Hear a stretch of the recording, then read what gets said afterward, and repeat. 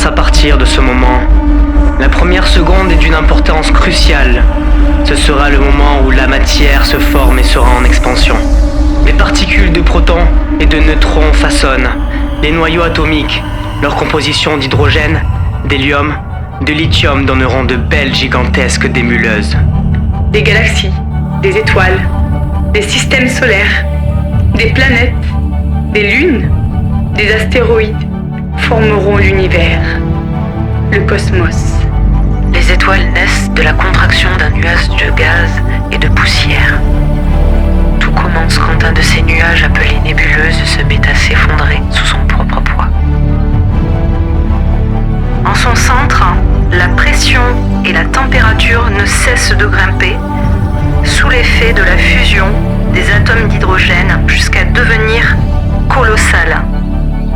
C'est dans cette poche de matière très chaude et très dense que vont s'allumer de nouvelles étoiles. Notre belle étoile sera notre soleil.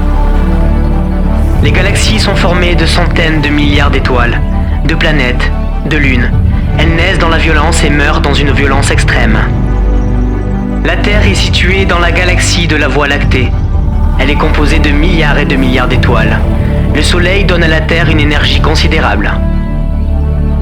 Toutes les galaxies sont différentes de par leur forme, soit faites de spirales tourbillonnantes ou de boules. Mais elles ont un point commun. Elles tournent autour d'une super étoile grâce à la gravitation.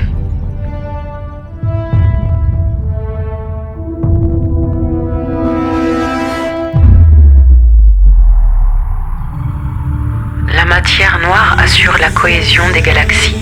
L'univers en est rempli. On ne peut ni la voir ni la détecter. C'est une véritable énigme à ce jour. L'énergie sombre est le contraire de la matière. Tout ce qui nous entoure, tout ce que nous touchons, nous voyons, nous sentons est fait de matière. L'univers est matière pure et nous sommes issus de l'univers. La matière est faite d'atomes qui se transforment en énergie. D'où l'équation d'Albert Einstein. E égale mc2. L'énergie et la matière sont interchangeables. Une bataille cosmique entre la matière et l'antimatière provoqua une formidable explosion nucléaire. Les planètes, les étoiles, les nébuleuses, les trous noirs, les magnétas, les quasars, les explosions gamma seront les conséquences de cette lutte démesurée entre la matière et l'antimatière. Comme tout combat, il y a eu un vainqueur, la matière, qui a donné naissance au cosmos. La Terre est née d'un chaos, comme tant d'autres planètes, il y a plus de 4 milliards et demi d'années, sous la force de la gravitation des poussières d'étoiles due à l'explosion d'une supernova. Les astéroïdes sont entrés en collision, formant un amas de roches en fusion. Les planètes s'assemblent au gré de la gravitation autour du Soleil et du facteur temps. Mais la Terre ne serait pas ce qu'elle est si d'autres planètes n'existaient pas. Elles ont pour nom Uranus, Mars, Vénus, Pluton, Mercure, dont Jupiter et Saturne auront un rôle décisif pour que la planète Terre soit à l'abri des attaques et de ces énormes roches.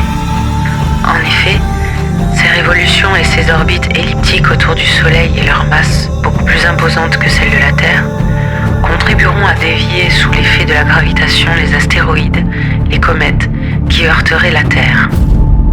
La magnétosphère est un phénomène de champ magnétique qui entoure la Terre. Elle sert de bouclier contre les radiations cosmiques, des tempêtes solaires et des météorites.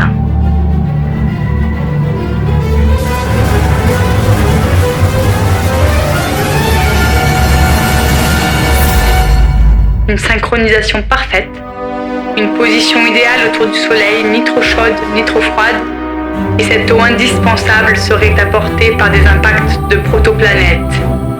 Voilà les conditions parfaites pour qu'apparaisse la vie.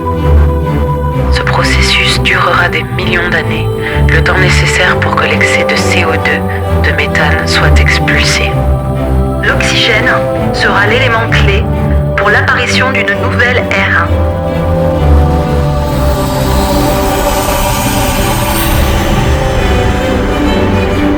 l'oxygène sera produit par la cyanobactérie qui libère l'oxygène et absorbe le dioxyde de carbone. La magnétosphère, outre son rôle de protection, favorisera cette formidable magie de l'évolution. Viendra les bactéries, les plantes, la flore, le vivant, la vie.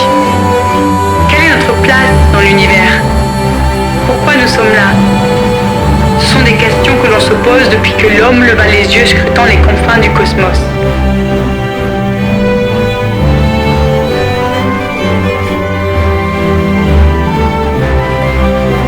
Pour chercher à le savoir, nous devons remonter le temps, tel un archéologue, étudier notre passé comme les lumières qui illuminent le ciel. Savoir comment fonctionne notre univers nous ouvrira les portes sur la compréhension de notre existence et de nos croyances.